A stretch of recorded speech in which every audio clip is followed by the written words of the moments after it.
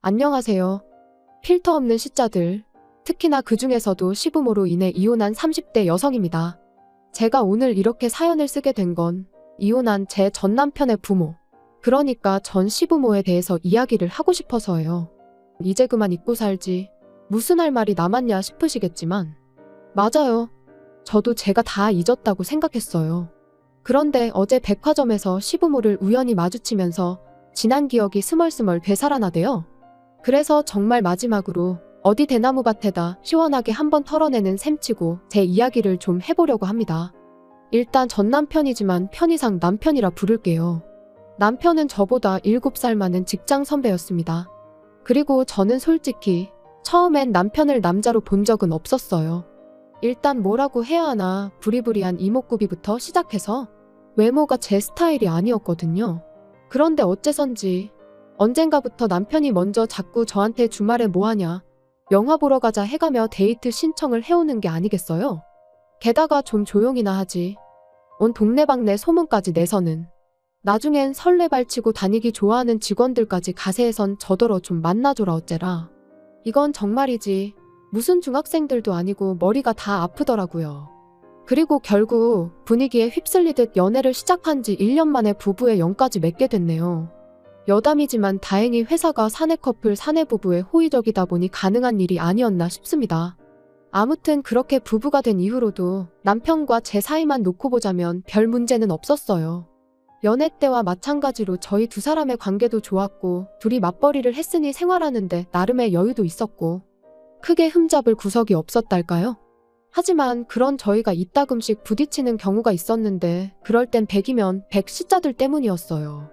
이미 오래전에 남이 되어버린 사이니 예의를 차릴 필요는 없을 거고 그러니 솔직하게 말하겠습니다. 저는 이날이 때껏 살면서 정말이지 제 시댁 식구들처럼 싼티나는 사람들을 본 적이 없는 것 같아요. 그게 뭐 옷을 야하게 입고 그래서가 아니라 신우들은 물론이고 어머님 아버님까지 아주 거침없이 아무 말이나 해댔거든요. 뭐 대통령 정치인은 예산일이고 친척들의 오다가다 스치는 사람들까지 무슨 한 주거리 씹듯 씹어대더라니까요. 그리고 돌이켜 생각해보면 처음 시댁에 인사를 하러 갔을 때부터 그런 낌새가 있었는데 연예인 흉 좀 볼 수도 있는 거지 하고 넘긴 게 문제였나 싶기도 해요.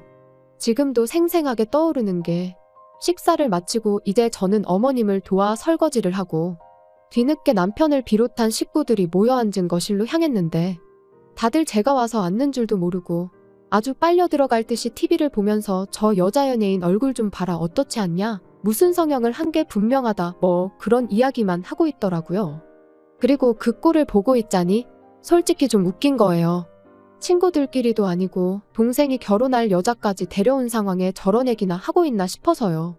하지만 이내 또 하긴 뭐 가족들끼리니까 저런 얘기도 편하게 하나 싶기도 했고 아무튼 좀 한심하게 보이긴 했지만 이내 그냥 잊어버렸죠. 당시엔 결혼 준비로 그런 것 말고도 신경 쓸 일이 한두 가지가 아니었으니까요.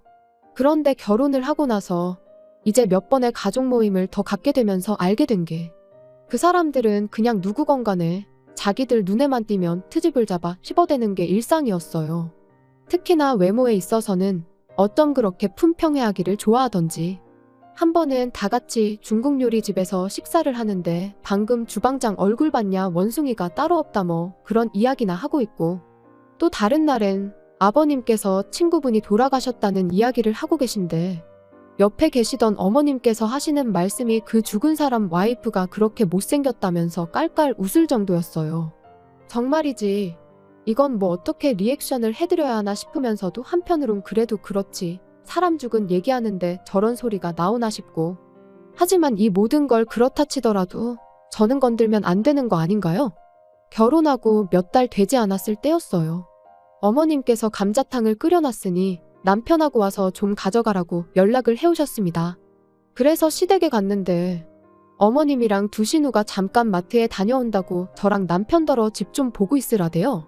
그래서 알겠다 했는데 그만 제가 깜빡 잠이 든 거죠. 그리고 얼마나 시간이 흘렀을까? 어디선가 두런두런 들려오는 말소리에 제가 잠에서 깼습니다. 그런데 옆에 있어야 할 남편은 안 보이고 살짝 열린 방문 사이로 뭐가 그리 재밌는지 꺽꺽거리며 웃음을 참아대는 어머님과 두 신우만 보이더라고요. 그래서 저도 이제 갑자기 나가긴 그러니까 나름대로 기척을 내려고 했는데 그 순간 누군가가 제 이름을 얘기하며 솔직히 너무 못생기지 않았냐는 거예요. 하나씩 뜯어보면 봐줄 만한데 눈, 코, 입이 주차가 엉망으로 됐다면서. 그러니까 어머님께서 그거 표현이 기가 막힌다며 또 꺽꺽대시고 비록 제 면전에다 한 건 아니었지만 어쨌든 그런 이야기를 듣고 나니 도무지 거실에 나가 표정 관리를 할 자신이 없었어요. 그래서 다시 눈을 감고 자는 척을 했지만 이미 온 신경이 밖에서 들려오는 소리를 향해 있었죠. 그리고 큰 신우는 제가 잔다고 확신을 한 건지 계속해서 키가 너무 작다, 저런 애 뭐가 좋다고 결혼했는지 모르겠다. 정말이지 마음 같아선 당장이라도 뛰쳐나가. 너는 뭐 얼마나 생겨먹은 줄 아냐고 한마디 쏘아붙이고 싶은 심정이었습니다. 하지만 한편으론 제가 나가서 한마디 한들 미안하다 할 신우도 아니었거든요. 그래서 똥이 무서워서 피하냐 더러워서 피한다는 마음으로 올라오는 화만 꾹꾹 눌러 참았네요. 그리고 그때 이후로 시댁에 가는 횟수를 극도로 줄여나갔습니다. 웬만하면 남편만 보내고 가게 되더라도 정말 밥만 먹고 후딱 집에 온다던가 하는 식으로 시댁 식구들하고 아예 말 자체를 안 섞으려고 했어요. 그랬더니 이제 남편도 뭔가 이상하다 느꼈는지 하루는 저한테 요즘 왜 그러냐고 묻더라고요. 그래서 실은 얼마 전에 갔던 시댁에서 그런 이야기를 하는 걸 들었다고 솔직히 털어놓았습니다. 그리고 그때 제 마음은 다른 것보다도 그저 남편이 제 편을 들어줬으면 하는 것이었어요. 그런데 남편이 말하길 누나들 입장에선 좀 그렇게 생각할 수도 있을 것 같답니다. 둘 다 예쁘다는 소리도 자주 듣고 같은 여자가 보기에도 늘씬하지 않냐면서. 그래서 누나들이 자기 와이프가 될 여자에 대한 기대치가 좀 있었던 것 같다나요? 정말이지. 제 편을 들어주긴커녕 어떻게든지 누나들만 감싸고 돌기 급급한 남편의 꼴을 보고 있자니 저도 심사가 뒤틀리는 듯 했습니다. 그리고 이제 와서 말이지만 여자로서 수치스러운 마음도 들었어요. 은연중에 남편도 신우들이 하는 말에 동의하고 있다는 기분이 들었으니까요. 그래서 저도 에라 모르겠다는 생각으로 그동안 속으로만 생각하던 말을 꺼냈습니다. 정말 당신 식구들은 이상하다. 왜 맨날 모이면 외모 이야기밖에 안 하는지 모르겠다. 그거 되게 수준 낮아 보인다고요. 그랬더니 남편이 요즘에는 외모가 경쟁력이니 당연한 거 아니냐면서 저더러 혹시 무슨 자격지심 같은 거 있냐는데 기가 막혀서 그럼 그렇게 대단한 경쟁력을 두고 왜 당신 누나들은 그 모양으로밖에 못 사냐 받아쳤습니다. 참고로 하나는 아르바이트만 전전하고 다른 하나는 남자한테 속아서 전 재산을 거의 다 날렸어요. 아무튼 뭐 결국 그날 대판 싸웠네요. 그리고 이게 얼마나 대단한 일이라고 생각하실 수도 있겠지만 저는 이 일로 남편에게 많이 실망하기도 했고 그러면서 좀 정이 떨어졌습니다. 그리고 그 때문인지 점점 남편하고 가벼운 스킨십조차 하기도 싫고 제가 남편을 좀 멀리하게 되더라고요.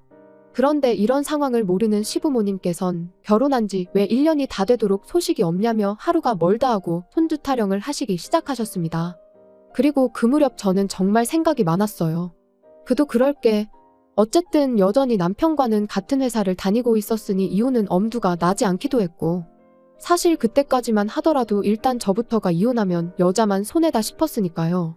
그래서 그래, 애를 갖자. 애를 가지면 좀 부부 사이가 나아질지도 모른다. 그런 결론에 다다르게 된 거죠. 그런데 문제는 그렇게 마음을 먹은 이후로 남편하고 열심히 노력을 했는데 어째선지 반년이 지나도록 임신이 되질 않았습니다. 그래서 결국 남편과 함께 병원을 찾았어요.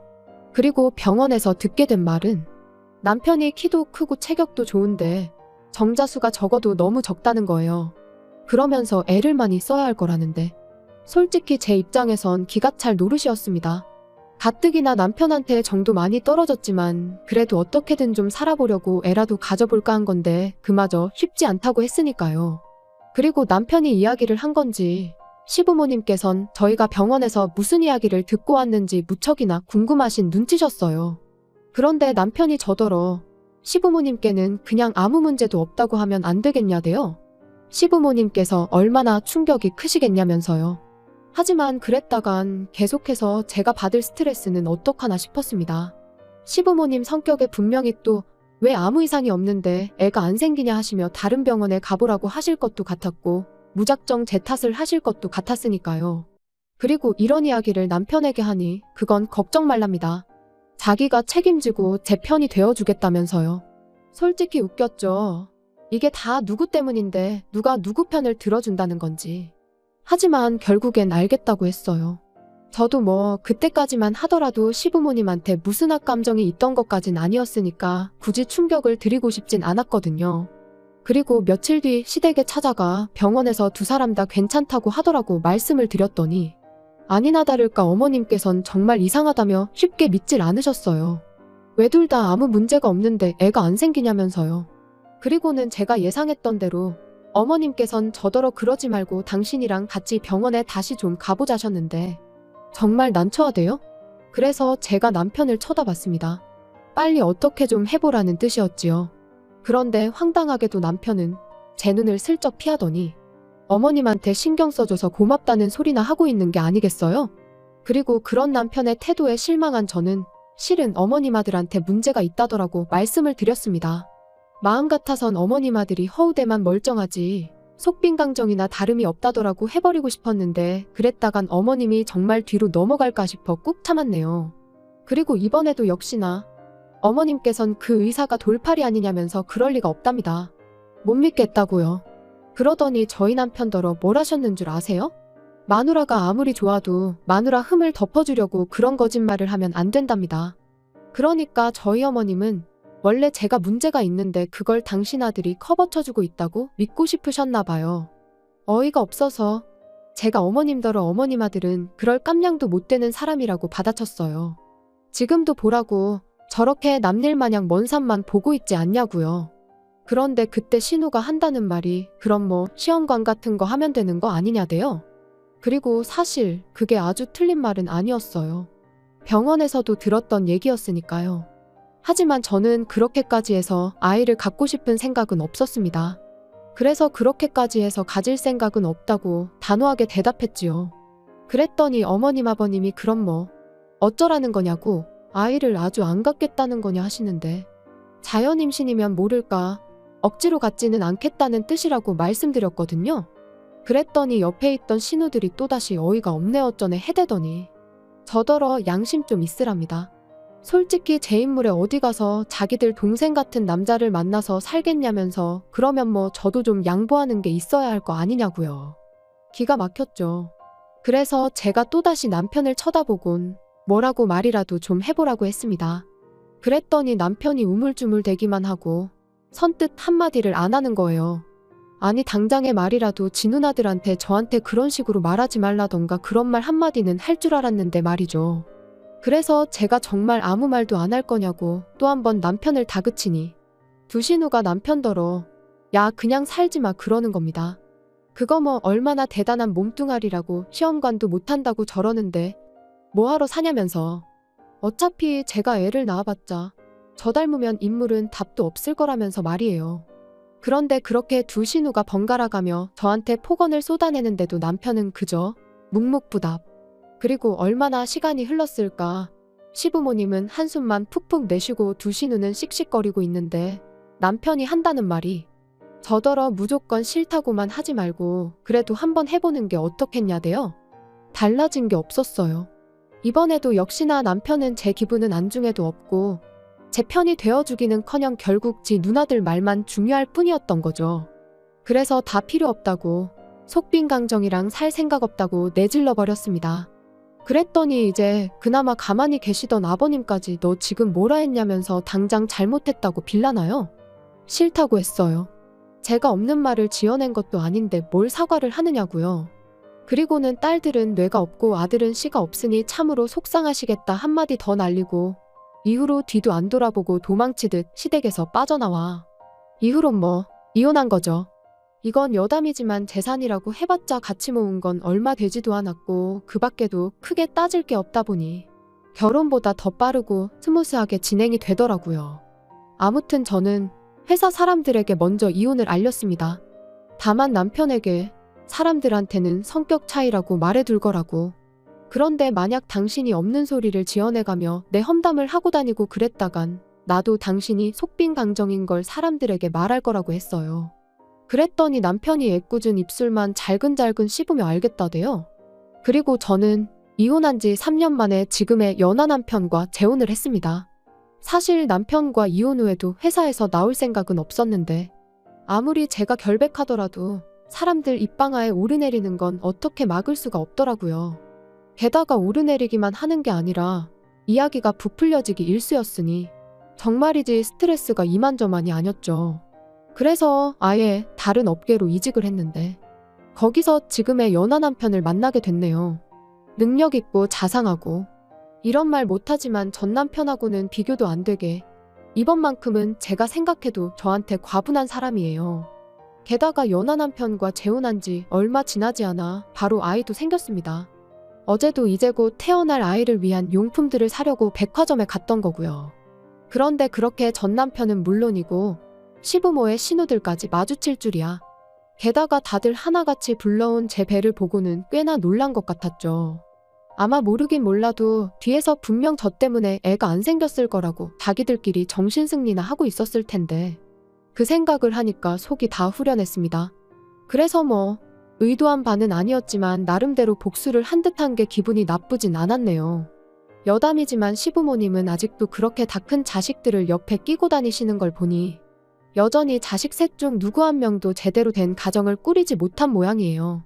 그러니까 사람이 마음을 곱게 써야지 맨날 외모 타령만 해대고 남 험담이나 해대고 그러니 자식들이 잘 풀릴 리가 있나요? 아무튼 오늘로써 정말 끝입니다.